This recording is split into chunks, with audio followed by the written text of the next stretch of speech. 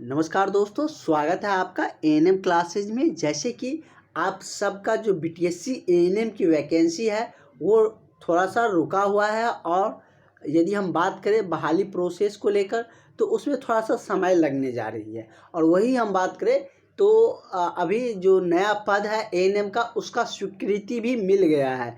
तो इसलिए आप सबकी तैयारी बेहतर रहनी चाहिए। ये नहीं कि अब आपका फॉर्म फिल हो रहा है उस समय से आप पढ़ना स्टार्ट करिएगा, तो ऐसे में आपका नहीं हो पाएगा, क्योंकि आप सबने बीटीएससी 10,709 एएनएम में देख चुके हैं। ये भी बहाली जो नया है वो आपको परमानेंट बहाली बीटीएससी ही कर सकते हैं या अदर आयोग को भी दे सकता है, ऐसा कुछ नहीं है। लेकिन जो नया बहाली को लेकर स्वीकृति मिला है उसके लिए आप लोग ज़रूर तैयारी करें, नहीं तो उसमें भी आप लोगों को अगर 24 में नहीं हुआ तो समझिए आप लोगों को एएनएम के लिए बहुत इंतज़ार करना पड़ेगा, क्योंकि 25 में इलेक्शन है, बहुत सारी बहालियाँ आने वाली है। तो आपकी तैयारी बेहतर होनी चाहिए, इसलिए हम लोग क्लास आज देखने जा रहे हैं। और आपको जो भी अभ्यर्थी क्लास लिए हैं या जो लेंगे, बहुत सारे अभ्यर्थी क्लास ले भी चुके हैं, और जो अभी तक नहीं लिए हैं वो सारे कैंडिडेट इस नंबर पर कांटेक्ट करें, या तो कॉल करके या व्हाट्सअप करके आप लोग क्लासेस ज्वाइन कर सकते हैं। 7050872996 इस नंबर पर आप कांटेक्ट करके कॉल करके क्लासेस ले सकते हैं, क्योंकि हम आपको जो भी क्लासेज होंगे उसका नोट्स पीडीएफ, यदि हम बात करें जो क्वेश्चन है ऑब्जेक्टिव क्वेश्चन, थ्योरी क्वेश्चन, जितना भी बताएंगे सारा आपको मिलेंगे। सिलेबस पूरी कंप्लीट होने पर हम आपको मॉकअप टेस्ट भी देंगे, आप टेस्ट भी लगा सकते हैं। तो चलिए हम लोग क्लास को स्टार्ट करते हैं। और इसका यदि हम बात करें तो इस टॉपिक का भी वेटेज बढ़िया रहता है, अच्छे क्वेश्चन आते हैं। आप लोगों ने जब एग्ज़ाम दिए थे तो आपको पता चल गया होगा कि कम्युनिटी हेल्थ नर्सिंग और मिडवाइफरी से कितना क्वेश्चन पूछे जाते हैं। ये कम्युनिटी हेल्थ नर्सिंग आपको एएनएम क्लास के फर्स्ट ईयर में ही पढ़ने को था, फर्स्ट ईयर के ही सिलेबस में था। तो आप लोग ज़रूर इसको अच्छे से पढ़े होंगे। और इसका थ्योरी वाले सारा कुछ हम आपको जो भी क्लास लिया है उसको मिल जाएगा, सारा नोट्स आपको चाहे थ्योरी वाले हो चाहे ऑब्जेक्टिव वाले नोट्स हो, सारा आपको मिल जाएगा। क्वेश्चन कर रहा है कि अल्मा आटा सम्मेलन कब हुआ था। ये स्वास्थ्य से रिगार्डिंग एक सम्मेलन हुआ था, तो वो पूछ रहे हैं कि कब हुआ था। हमने आपको बीटीएससी के क्लासेज एएनएम का ले रहे थे, उस टाइम भी कह रहे थे कि इसमें थोड़ा सा जीके रिलेटेड टाइप का क्वेश्चन भी इसमें रहते हैं, जैसे कि ईस्वी को लेकर, और पूछा भी जाता है, क्योंकि आपका इस बार जो सिलेबस डिफाइन किया गया था उसमें जीके हटा दिया गया था, जनरल नॉलेज। तो इस टॉपिक का वेटेज और भी बढ़ जाते हैं, क्योंकि इसमें ईस्वी से रिलेटेड क्वेश्चन देखने को मिलते हैं। तो ये अल्मा आटा सम्मेलन कब हुआ था, तो ये आपको 1980 में हुआ था। कब हुआ था, तो 1980 ईस्वी में हुआ था। तो इसके बाद हम लोग सेकेंड टॉपिक हम लोग का मिडवाइफरी ही होंगे। और आप लोग क्लास बिल्कुल भी मिस ना करिए, क्लास ज्वाइन कर लीजिए। अगर छूट भी जाता है जैसे रेगुलर क्लास, तो हम आपको सारा कुछ व्हाट्सएप पे हम आपको लिंक भेज देंगे, कभी भी आप उसको देख सकते हैं। लेकिन जो क्लास लिए रहेंगे उसी को मिलेगा ये सुविधा। और नोट्स भी, और जो भी नोट्स होंगे, सारी जानकारियाँ, सारा कुछ आपको मिलते रहेंगे जो भी क्लास लिए हैं। ये जो अल्मा आटा सम्मेलन हुआ था तो उसमें घोषणाएं क्या हुआ था। जैसे कि कोई भी सम्मेलन होती है उसका कोई थीम होती है, उसमें कोई घोषणाएं किया जाता था, तो इसमें क्या कुछ हुआ था ये तो हमने जान लिया कि ये स्वास्थ्य संबंधित मतलब कि सम्मेलन था, और ये 1980 ईस्वी में हुआ था। लेकिन अगला ही क्वेश्चन कर रहा है कि अल्मा आटा सम्मेलन की मुख्य दो घोषणाएं क्या क्या थे। तो अब इसके जो घोषणाएं किया गया था उसके बारे में भी जान लेते हैं। वैसे पटना में भी जो रोड डॉग्स होते हैं उसकी कमी नहीं है, आप सब सुन सकते हैं। तो जैसे क्या है अल्मा आटा, तो आटा का मतलब आप लोग खाने वाला आटा मत समझ जाइएगा। तो इसमें क्या घोषणाएं हुई थी, तो स्वास्थ्य सबके लिए 2000 एडी के, इसके मतलब कि ये घोषणाएं इसमें हुआ था, मतलब इस सम्मेलन में ये घोषणा किया गया था। जैसे कि बहुत सारे सम्मेलन होते हैं तो उसमें अलग अलग घोषणाएं होती है, तो इसका जो सम्मेलन था उसमें ये घोषणा हुई थी। हालांकि हेल्थ केयर डिलीवरी सिस्टम के तहत प्राथमिक स्वास्थ्य केंद्र व उपकेंद्र, जो प्राथमिक स्वास्थ्य केंद्र होते हैं और उपकेंद्र होते हैं वो किस सेक्टर के अंतर्गत आते हैं, पब्लिक सेक्टर, प्राइवेट सेक्टर या विदेशी सेक्टर।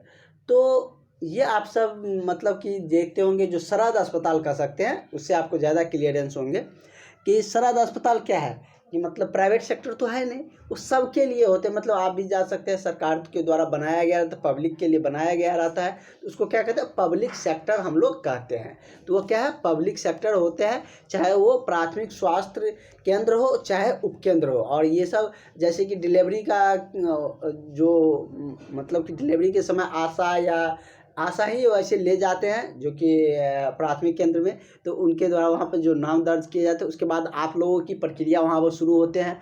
आशा का काम होता है कि जो भी डिलीवरी पर्सन है उसको लेकर आए, और आप लोग वहाँ पर क्या करते हैं, उसको मतलब कि अच्छे से केयर करते हैं, देख रेख करते हैं, उसके में उसका जो इलाज होता है उसमें आप लोग अपना योगदान देते हैं। तो मतलब कि वो जो केंद्र हो तो वो किसके अंतर्गत आता है, और यहीं पर आप लोगों को पोस्टेड भी किए जाते हैं, तो वो पब्लिक सेक्टर के अंतर्गत आते हैं। ये आप सबको पता होना चाहिए, सिंपल सी चीज़ है। अगला है कि गृह भेंट का मतलब क्या है। मतलब गृह भेंट यहाँ पे इस तरीके से समझ सकते हैं कि ऐसे गृह भेंट तो बोलचाल में भी आपको समझ में आ गया होगा कि हम लोग एक से दूसरे घर में जाते हैं मिलने के लिए। तो ये मतलब इसमें आप कहिएगा सर इसमें क्या मिलना है, तो आपको पता होगा, आप सबको तो और भी क्लियर अच्छे से पता होंगे, और जो गांव में रहता है उसको तो और मतलब कि देखते होंगे। जो आशा कर्मी होते हैं वो बीच में कभी कभी महीना 2 महीना पर गांव में विजिट करते रहते हैं, पूछने के लिए आते हैं, मतलब घर घर में जाकर स्वास्थ्य समस्याओं का पता लगाते हैं, और उसका निदान के लिए भी मतलब कि उसका उपचार भी करते हैं, या एएनएम कर्मी या स्वास्थ्य कर्मियों के द्वारा, या कह सकते हैं डॉक्टर के द्वारा शिविर भी चलाए जाते हैं। उसमें किसी गांव, सारे गांव में जो भी उसके मतलब कि हो सकता है जितने को, उसने में जा जा के घर में जा कर स्वास्थ्य संबंधी समस्याओं का क्या कहता है पता लगाता है, और गाँव उसके निदान करते थे। इसका करेक्ट आंसर आपका तो यही हो जाएगा। ये इसमें आपको ज़्यादा सोचने की बहुत ज़्यादा ज़रूरत भी नहीं है। अगला है कि सामुदायिक कार्यों के लिए नेता का चयन कैसे करें। ये थोड़ा सा हटके है, मतलब आपके माइंड बेस पर है, वैसे बना सकते हैं, इसमें कोई कुछ नहीं है। सामुदायिक कार्य के लिए हम अपने नेता का चयन कैसे करेंगे। अब इलेक्शन आने वाला है, तो आपको पता है कि आपके वोट का सब व्यक्ति का एक वोट का अधिकार होता है, और वो मतलब कि सबके लिए इक्वल रहते हैं, और वोट तो सबको देना ही चाहिए। तो वही कह रहे हैं कि मतलब सामुदायिक कार्य के लिए अपने नेता का कैसे चयन करिएगा। तो वो कैसे पता करिएगा, लोगों द्वारा सामाजिक कार्य के जानकारी का पता लगाकर, या गांव के दबंग व्यक्ति को पता लगाकर, या जो गांव में सबसे अमीर व्यक्ति होंगे उसको आप वोट करिएगा, या उसको मतलब कि उस व्यक्ति को चयन करिएगा। तो किसको आप चयन करिएगा, तो हम ऐसे व्यक्ति को चयन करेंगे जो लोगों द्वारा सामाजिक कार्यों की जानकारी को पता लगाकर, या मतलब कि वो सामाजिक कार्यों के मतलब सामाजिक कार्य में रहते हैं, उसमें इन्वॉल्व होते हैं, सामाजिक कार्य करते हैं हमारे समाज के लिए, तो उन्हीं को हम लोग क्या करेंगे, अपने नेता के रूप में चुनेंगे। ऐसा नहीं कि जो गांव के दबंग व्यक्ति है उसको चुन लिए, या जो गांव के सबसे अमीर व्यक्ति है उसको हम चुन लें। अगला है कि सामुदायिक क्षेत्र में काम के लिए बेहतर संपर्क कौन होता है। मतलब सामुदायिक क्षेत्र में काम के लिए बेहतर संपर्क कौन होता है, जनसंपर्क करना, या समूह संपर्क, व्यक्तिगत संपर्क, या इनमें से कोई नहीं। तो इसका बेहतर संपर्क क्या हो सकता है, इसका जो बेहतर संपर्क है वो क्या होंगे, व्यक्तिगत संपर्क। मतलब व्यक्ति से जाकर संपर्क करना क्या होगा, मतलब सामुदायिक क्षेत्र के अंतर्गत जो बेहतर संपर्क है वो हो सकते हैं। अगला है कि बहुउद्देशीय कार्य योजना का आधार क्या था। भोर कमेटी, या श्रीवास्तव कमेटी, या करतार सिंह कमेटी, या इनमें से कोई नहीं।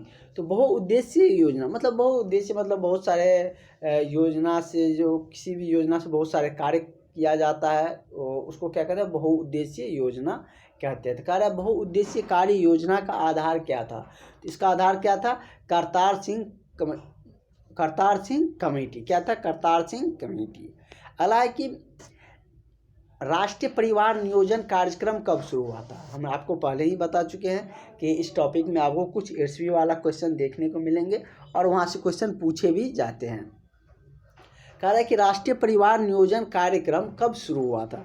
तो राष्ट्रीय परिवार का जो नियोजन कार्यक्रम है वो 1952 में शुरू हुआ था। कब हुआ था, तो 1952 में ये कार्यक्रम शुरू हुआ था। तो इसका करेक्ट आंसर आपका ऑप्शन नंबर बी हो जाएगा। नेक्स्ट क्वेश्चन देखते हैं।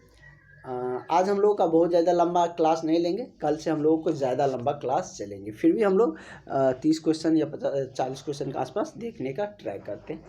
कह रहा है कि WHO की स्थापना, वर्ल्ड हेल्थ ऑर्गेनाइजेशन, मतलब जो पूरे विश्व में स्वास्थ्य संगठन जो है उसकी स्थापना कब हुआ था? क्या है WHO का नाम आपने कोरोना काल में बहुत सुने होंगे कि WHO ने ये गाइडलाइंस जारी किया, ये निर्देश जारी किया। तो मतलब WHO के द्वारा जो कोई निर्देश जारी किया जाता है तो पूरे वर्ल्ड के लिए वो निर्देश जारी किया जाता है, और ये सभी क्षेत्र में नहीं करते हैं, सबका अलग अलग क्षेत्र होते हैं। तो ये किस क्षेत्र के लिए होते हैं? तो स्वास्थ्य संबंधित जो डिसीजन है वो पूरे वर्ल्ड में वो WHO के द्वारा लिया जाता है। बहुत सारे चीज़ों को मान्य भी यही करते हैं। तो कह रहा है कि इसकी स्थापना कब हुआ था? तो इसका जो स्थापना हुआ था कहाँ पे हुआ था, सॉरी मतलब कि कब हुआ था? तो इसकी स्थापना 1946 में हुआ था। कहाँ हुआ था? 1946 में। और इसका मतलब मुख्यालय कहाँ है वो भी हम लोग जानेंगे। अभी आप लोग उतावला नहीं होइए, वो भी जानेंगे। और भी WHO से कोई क्वेश्चन बन सकते हैं तो वो सारा क्वेश्चन हम लोग कवर करेंगे। अगला कह रहा है कि यूनिसेफ का मुख्यालय कहाँ है? तो यूनिसेफ का मुख्यालय कहाँ पे है? तो स्विट्जरलैंड में है। कहाँ है? तो स्विट्जरलैंड में इसका मुख्यालय है। अगला क्वेश्चन कह रहा है कि PHC की जो स्थापना है कितनी आबादी, एक जो PHC सेंटर होते हैं वो कितने आबादी पर मतलब बनाए जाते हैं? तो ये एक जो PHC सेंटर ऐसा नहीं है कि मतलब कि अगर ऐसे ही बना देने लगे तो जहाँ का विधायक MLA होंगे वो कहेंगे हमारे ही मतलब कि प्रखंड में 2-3 दे दीजिए। तो ऐसा नहीं होता, वो मतलब कि जनसंख्या पर निर्धारित होता है। इतनी जनसंख्या पर एक PHC सेंटर खोले जाते हैं। तो कितने पर होते हैं? तो 20 से 30 हज़ार, कितने के बीच में? यदि जहाँ का आबादी 20 से 30 हज़ार है वहाँ पर एक PHC सेंटर रहते हैं। इसीलिए हम आपको बता रहे हैं कि बिहार में इतनी जनसंख्या है, इतने अस्पताल है, तो इसमें जो नर्सों की जो कमियां है उसको फुलफिल इस साल में बहुत ज़्यादा संख्या में किए जाने हैं। आप लोग अपनी तैयारी पर फोकस रखें। और नियमावली 23 वाला बन चुका है और कोई गुंजाइश नहीं है, आपको एग्ज़ाम निकाल कर ही जाना पड़ेगा, क्योंकि इसके बाद तो आप केस भी नहीं कर सकते। अभी BPSC में तो आप लोग केस भी कर दिए 10,709 वाला में, क्योंकि उसमें पहले नियमावली निकाला था। लेकिन अब तो नियमावली बदल गया है, एग्ज़ाम लेगा तो लेगा, उसमें आपका कोई ऑप्शन ही नहीं बचेगा, एग्ज़ाम तो देना ही पड़ेगा। तो इसलिए आप लोग अपनी तैयारी को बेहतर बनाइए, क्लास ज्वाइन कर लीजिए, और आप लोग को जितनी बेहतर हो सके उतनी हम तैयारी अच्छे करवाएंगे। पूरी सिलेबस आपको एग्ज़ाम से पहले हम समाप्त करके टेस्ट सीरीज सारा कुछ प्रोवाइड करके हम आपको एग्ज़ाम सेंटर पर भेजेंगे, और आपको निश्चित रूप से एग्ज़ाम निकलेगा भी। अगला है कि आंगनवाड़ी कार्यकर्ता एवं आशा कितनी आबादी पर होती है? जो आंगनवाड़ी कार्यकर्ता होती है, जो आंगनवाड़ी के लिए नियुक्त किए जाते हैं, और जो आशा कर्मी होते हैं वो कितनी आबादी पर रहती है? तो उसको कितने आबादी पर बनाया जाता है? तो 1000 आबादी पर एक बनाए जाते हैं। 20 से 30 हज़ार पर क्या होती है? एक PSC होते हैं, तो उसमें 20 से 30 क्या होंगे? एक PSC के अंदर 20 से 30 मतलब कह सकते हैं आंगनवाड़ी कार्यकर्ता या आशा कार्यकर्ता होते हैं। कितनी आबादी पर? तो 1000 आबादी पर आशा कर्मी या आंगनवाड़ी कार्यकर्ता को बनाए जाते हैं। ये आप सबको बेसिक चीज़ें हैं, आपको पता होनी चाहिए, क्योंकि आप इसी से रिगार्डिंग जॉब करने जा रहे हैं। हालांकि राष्ट्रीय ग्रामीण स्वास्थ्य मिशन कब शुरू हुआ? तो राष्ट्रीय ग्रामीण स्वास्थ्य मिशन जो शुरू हुआ था वो कब हुआ था? तो 5 अप्रैल 2005 को हुआ था। कब हुआ था? तो राष्ट्रीय ग्रामीण स्वास्थ्य मिशन, जो गांव में जो स्वास्थ्य संबंधित जो मिशन चलाया गया था वह कब हुआ था? तो ये 5 अप्रैल 2005 ईस्वी को हुआ था। कब हुआ था? 5 अप्रैल 2005 ईस्वी को। अगला क्वेश्चन हम लोग देखते हैं। कह रहा है कि जननी सुरक्षा योजना कब शुरू हुआ था? मतलब एक तरीके से योजना शुरू किया गया था। तो जैसे कि अभी बहुत सारा योजना चलते हैं, जैसे छत्तीसगढ़ में लाडली बहना योजना चलते हैं, हमारे बिहार में भी बहुत सारे योजनाएं चलाए जाते हैं हमारे मुख्यमंत्री जी के द्वारा। तो इसी तरीके से जो जननी सुरक्षा योजना मतलब कि चलाया गया था वो कब शुरू हुआ था, ये आपसे पूछ रहे हैं क्वेश्चन में। तो ये कब शुरू हुआ था? ये 12 अप्रैल को ही, अप्रैल में ही हुआ था। कब? 12 अप्रैल 2005 को। तो इसमें आप कंफ्यूज मत होइएगा। दोनों में से कोई एक क्वेश्चन रहेगा तो 2005 रहेगा, तो आप समझ जाइएगा। अप्रैल में कन्फ्यूजन भी है, यदि 2005 वाला ईस्वी याद है तो आप इसको सही कर सकते हैं। ये सब थोड़ा सा अपने से खुद से भी एनालाइज करके दिमाग में रख सकते हैं। ईस्वी वाले तो और आसान होते हैं, याद करना बहुत ज़्यादा कठिन नहीं होते। 1 से 2 बार पढ़िएगा, जैसे आप वीडियो देख रहे हैं उसके बाद एक बार हम आपको PDF देंगे, PDF से पढ़ लीजिए, आपको ऑटोमेटिक दिमाग में रहेगा।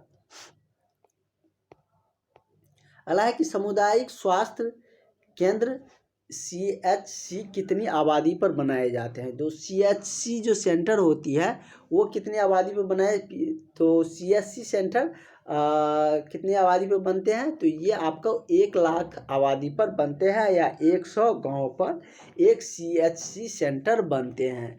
PSC सेंटर के बारे में हम लोग देख लिए कि 20 से 30,000 पर बनते हैं, लेकिन एक CHC सेंटर जो होते हैं वो कितने पर बनते हैं, तो 1 लाख आबादी या 100 गांव, या कम गांव में ही 1 लाख आबादी पूर रहा है तो उतने पर बन जाएगा, या 100 गांव है तो उतना पर बनेगा। ठीक है। अगला है कि एक MCH सेवाएं शुरू की गई, मतलब MCH सेवाएं कब शुरू किया गया, मतलब कि शुरू की गई थी किस लिए, मतलब इसकी क्या उद्देश्य था, ये आपसे पूछ रहे हैं इस क्वेश्चन में।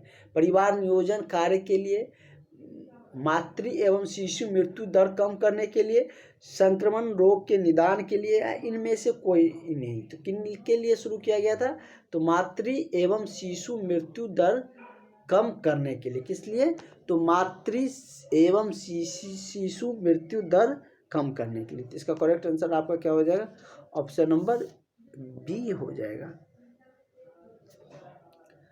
MTP एक्ट 1971 कब लागू हुआ, तो MTP एक्ट की हम बात करें तो वो वर्ष 1974 में लागू हुआ था। कब हुआ था, तो 1974 ईस्वी में MTP एक्ट लागू, सॉरी कह रहे MTP एक्ट 1971 कब लागू हुआ, इसका नाम था 1971, तो ये 1974 में लागू हुआ था। अगला क्वेश्चन है कि रेफरल प्रणाली में रोगी को रेफर किया जाता है, मतलब अच्छे संचार सुविधा के ख्याल को लेकर, या अच्छे एवं बेहतर इलाज के लिए, या अच्छे बड़े शहर के ख्याल से लेकर। तो स्वाभाविक है अच्छे इलाज के लिए रेफर ही किया जाता है। तो अच्छे एवं बेहतर इलाज के लिए क्या किया जाता है, उसको मतलब कि जो बड़े अस्पताल होते हैं वहाँ पर रेफ़र कर दिए जाते हैं। जैसे सरद अस्पताल है तो वहाँ से आपको PMCH, DMCH या और भी बड़े अस्पताल में भेजे जाते हैं, तो बेहतर इलाज के लिए।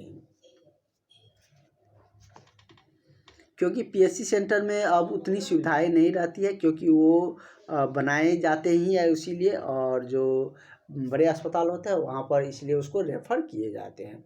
हालांकि स्वास्थ्य दल का मार्गदर्शक PHC के स्तर पर कौन करता है, तो स्वास्थ्य दल का जो मार्गदर्शक है वो PHC सेंटर, जो PSC सेंटर होते हैं वो किसके अंतर्गत आते हैं, कौन उसका मतलब निगरानी करता है, कौन देखरेख करता है, तो किसके चार्ज में रहता है, तो वो प्रभारी जो चिकित्सा पदाधिकारी होती है उसके देखरेख में। किसमें, तो प्रभारी चिकित्सा पदाधिकारी के देखरेख में एक PSC सेंटर रहते हैं।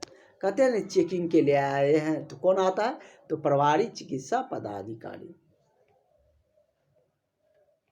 अगला है कि महिला स्वास्थ्य कार्यकर्ता का 2 नैतिक आचरण क्या है, तो महिला स्वास्थ्य कार्यकर्ता का 2 नैतिक आचरण की हम बात करें तो वो कौन सी है, मतलब कि जैसे इसमें दिया है ऑप्शन में कि गांव के बड़े लोगों को ठीक से देखना, या समान भाव विचार बिना भेदभाव के देखना, या अपने निकटतम व्यक्ति को देखना, या इनमें से कोई नहीं। कह रहा है कि महिला स्वास्थ्यकर्ता का 2 नए, मतलब कि आप लोगों का जो कर्तव्य होंगे वो कैसा होना चाहिए। ऐसा नहीं कि आपके गांव का आ रहा है तो उसको अच्छे से देख रेख करिएगा, दूसरे गांव का है तो उसको अच्छे से देख रेख नहीं करिएगा, अच्छे बेहतर इलाज नहीं करिएगा। या आपका निकट का व्यक्ति है सगे संबंधी, तो उसके लिए आप दूसरे मरीज को कम मतलब वैल्यू दे रहे हैं, तो ऐसा नहीं होते हैं। ये आपका नैतिक आचरण नहीं होनी चाहिए। नैतिक आचरण आपका क्या होना चाहिए कि सबको समान भाव विचार से बिना भेदभाव को देखना चाहिए, मतलब उसका इलाज में अपना जो आपका 100% है वो दीजिएगा। ये नहीं कि मतलब कि अपने के लिए अलग और दूसरे के लिए अलग आपका विचार हो।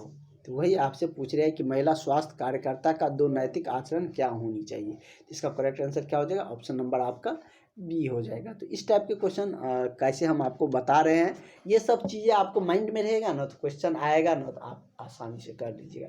इसलिए सारे चीज़ इर्द गिर्द का हम लोग जान लेते हैं। अगला क्वेश्चन देख लेते हैं। अगला क्वेश्चन कर रहा है कि 73वां संविधान संशोधन अधिनियम कब लागू हुआ। तो 73वां संविधान संशोधन अधिनियम लागू कब हुआ था, तो ये आपको 24 अप्रैल 1993 को लागू हुआ। कब हुआ था, 24 अप्रैल 1993 ईस्वी को लागू हुआ था। अगला है कि 74वां संविधान संशोधन से लोकतांत्रिक व्यवस्था के तहत सुदृढ़ीकरण किया गया। क्या चीज़ का सुदृढ़ीकरण किया गया, तो इसमें नागरिक निकायों को जो लोकतांत्रिक व्यवस्था है उसका सुदृढ़ीकरण किया गया था। तो इसका करेक्ट आंसर क्या हो जाएगा, आपका ऑप्शन नंबर बी हो जाएंगे। नेक्स्ट है कि ग्रामीण समुदाय की प्रथम स्वास्थ्य इकाई कौन सी होती है। तो ग्रामीण समुदाय की जो प्रथम स्वास्थ्य इकाई होती है, जहाँ पर स्वास्थ्य के लिए प्रथम आपको कहाँ पर जाना चाहिए, तो वो मतलब प्रथम स्वास्थ्य इकाई क्या होती है, तो स्वास्थ्य उपकेंद्र होता है। क्या होता है, स्वास्थ्य उपकेंद्र। अब आंगनबाड़ी मत मार दीजिएगा, आंगनबाड़ी केंद्र वो स्वास्थ्य के लिए नहीं होता है, वहाँ पर बच्चों को पढ़ाया जाता है, इतना तो आप सबको पता ही है। तो प्राथमिक जो प्रथम इकाई है स्वास्थ्य केंद्र का ग्रामीण समुदाय में, वो क्या होती है, तो स्वास्थ्य उपकेंद्र होती है। शहरों में भी होती है, लेकिन शहर में नज़दीक रहते हैं उसके बड़े अस्पताल, जैसे पटना के कोई व्यक्ति है तो वो ज़्यादातर पीएमसीएच ही जाना ठीक समझेंगे, क्योंकि बड़ा अस्पताल है, नज़दीक भी होंगे। तो लेकिन ग्रामीण क्षेत्र में नज़दीक में क्या मिलते हैं, तो स्वास्थ्य उपकेंद्र मिलते हैं, और यही प्रथम स्वास्थ्य की इकाई होती है ग्रामीण समुदाय के लिए। अगला है कि मरीज को महिला स्वास्थ्यकर्ता को रेफर कर भेजना चाहिए। आप ही लोग से पूछ रहे हैं कि मरीज को महिला स्वास्थ्यकर्ता को रेफर कर भेजना चाहिए, कब, कहाँ, मतलब कि जिला अस्पताल, प्राथमिक स्वास्थ्य केंद्र, या सामुदायिक स्वास्थ्य केंद्र, या इनमें से कोई नहीं। तो कहाँ रेफर कर भेजना चाहिए, तो ये प्राथमिक स्वास्थ्य केंद्र में भेजना चाहिए। कहाँ पर, तो प्राथमिक स्वास्थ्य केंद्र में। अगला है कि कौन सा रोग है जिसका भारत में उन्मूलन हो चुका है। मतलब किस रोग का भारत में उन्मूलन हुआ है, खसरा, या छोटी माता, क्षय रोग, या हाइजात। किसका उन्मूलन हुआ है, तो छोटी माता, जो स्मॉल पॉक्स होता है, जो कि आप लोग बहुत सारे सिनेमा भी देखे होंगे, जो अंग्रेज टाइम में जो मतलब कि छोटी माता होती थी, ये भारत में ही मतलब इसका उन्मूलन हुआ था। तो इसका करेक्ट आंसर क्या हो जाएगा, ऑप्शन नंबर डी होंगे। अगला है कि इनमें से कौन सा जलजन्य वाटर बॉर्न रोग है, मतलब कि जल के कारण इनमें से कौन सा रोग होते हैं। जैसे दिया है कि मेनिनजाइटिस, टाइफाइड, डायबिटीज, या इनमें से कोई नहीं। ये भी आपको पता है, टाइफाइड जो बुखार आते हैं वो लगभग कि ज़्यादा दिन तक बुखार रह जाते हैं। तो टाइफाइड वाला बुखार किस कारण से, पानी के कारण ही होते हैं। तो पानी के ही मतलब कि ये जलजन्य रोग इसको कह सकते हैं। तो क्या होंगे, टाइफाइड। तो इसका करेक्ट आंसर आपका ऑप्शन नंबर बी हो जाएगा। अगला क्वेश्चन हम लोग पढ़ते हैं। अगला कह रहा है कि योग्य दंपत्ति की अवधि होती है, मतलब योग्य दंपत्ति जो होंगे उसकी अवधि क्या होनी चाहिए, तो उसका अवधि 15 से कितना होनी चाहिए, 44 वर्ष। कितना, योग्य दंपत्ति का 15 से 44 वर्ष। नेक्स्ट क्वेश्चन देखते हैं। अगला क्वेश्चन कर रहा है कि इनमें से कौन सी अस्थाई विधि है, एमटीपी, नसबंदी, कॉपर टी, या इनमें से कोई नहीं। तो कौन सी अस्थाई विधि है, तो अस्थाई विधि की यदि हम बात करें तो वो क्या है, नसबंदी एक अस्थाई विधि है, ना कि कॉपर टी या ना ही एमटीपी। अगला कि ग्रामीण समुदाय, क्या है कि ग्रामीण समुदाय या शहरी समुदाय में पाया जाता है, क्या पड़ोसीपन का अभाव, यही हो जाएगा। मतलब कि ग्रामीण और शहरीकरण की हम बात करें तो क्या है, पड़ोसीपन का अभाव, या स्वास्थ्य कार्यकर्ताओं में जवाब कम मिलता है, या इस तरीके से दिया गया है तो क्या हो जाएगा कि मतलब क्या कह रहा है कि ग्रामीण समुदाय या शहरी समुदाय में पाया जाता है क्या, तो स्वास्थ्य कार्यकर्ता, मतलब यही हो जाएगा। अगला है कि बाल विवाह संशोधन अधिनियम के तहत, मतलब कि अधिनियम के तहत मतलब लड़कों और लड़कियों का उम्र क्या रखा गया है। तो फिलहाल में तो चेंज भी किया गया है, लेकिन जो इसमें दिया है उसी को हम लोग फॉलो करेंगे। तो क्या है कि दिया गया है कि मतलब कितना रखा गया है लड़कों को उम्र और लड़कियों का, तो ये आपको भी पता है कि लड़के की उम्र 21 वर्ष, लड़की का कितना है 18 वर्ष, मतलब कि बाल विवाह संशोधन अधिनियम के तहत इसको रखा गया है। इतना में आप मतलब जो शादी करते हैं तो लीगल नहीं होते हैं, इलीगल है। हालांकि दंपति सर्वेक्षण आवश्यक है जनगणना के लिए, परिवार नियोजन कार्यक्रम के लिए, इंदिरा आवास के लिए, या इनमें से कोई नहीं। दंपति जीवन क्या इंदिरा आवास के लिए लोग करते हैं, तो ये तो ऐसे ही नहीं होंगे। तो किस लिए कहते हैं, परिवार नियोजन कार्यक्रम के लिए। तो ये क्या हो जाएगा, ऑप्शन नंबर आपका बी हो जाएगा। हालांकि संप्रेषण को प्रभावित करने वाला कारक क्या है, तो संप्रेषण को प्रभावित करने वाला कारक क्या है, तो बहरापन और पागलपन। क्या है, बहरापन और पागलपन। वही अगला है कि ग्रामीण समुदाय में शंका समाधान के लिए उत्तम विधि क्या है, तो ग्रामीण समुदाय में शंका समाधान के लिए जो उत्तम विधि है वो कौन सी विधि है, तो वो आपको समूह वार्ता है। क्या है, समूह वार्ता। समूह वार्ता से क्या किया जाता है, मतलब कि इसका शंका समाधान किया जाता है। अगला है कि जन समुदाय के लोगों के व्यवहार में बदलाव के लिए उत्तम है। क्या है उत्तम, इसके लिए लोगों के व्यवहार के लिए उत्तम क्या है, तो स्वास्थ्य शिक्षा देना। क्या है, स्वास्थ्य शिक्षा देना। तो इसका आपका correct answer option number C हो जाएंगे। नेक्स्ट क्वेश्चन है कि सामुदायिक स्वास्थ्य देखभाल का सबसे महत्वपूर्ण तंत्र क्या है, स्वास्थ्य शिक्षा या प्रचार प्रसार, गृह भेंट या सर्वेक्षण। तो सामुदायिक स्वास्थ्य देखभाल का जो सबसे महत्वपूर्ण तंत्र है वो क्या है, तो वो आपका है गृह भेंट। क्या है, गृह भेंट। अगला क्वेश्चन कर है कि चिकित्सीय अपशिष्ट के विसर्जन के लिए उत्तम है। क्या, चिकित्सीय अपशिष्ट के लिए जो और विसर्जन की उत्तम हम बात करें तो वो क्या है, तो वो आपका जलाना है। क्या है, जलाना। इसका करेक्ट आंसर क्या हो जाएगा, ऑप्शन नंबर आपका बी सही हो जाएंगे। नेक्स्ट क्वेश्चन हम लोग देख लेते हैं। कह रहा है कि स्तनपान आप लोग जानते हैं ना, मतलब बच्चों के जो माँ दूध पिलाता है उसको स्तनपान बोलते हैं, ये तो आप सबको भी पता होगा। स्तनपान सप्ताह कब मनाया जाता है, मतलब ये स्तनपान दिवस भी कह सकते हैं या स्तनपान सप्ताह कब मनाया जाता है, ये आपसे पूछा जा रहा है। तो ये कब मनाया जाता है, तो 1 अगस्त से 7 अगस्त के बीच। कब मनाया जाता है, 1 से 7 अगस्त। तो इसका करेक्ट आंसर क्या हो जाएगा, ऑप्शन नंबर आपका ए हो जाएगा। कब मनाया जाता है स्तनपान सप्ताह, तो 1 से 7 अगस्त। तो इसका करेक्ट आंसर आपका ऑप्शन नंबर ए सही हो जाएगा।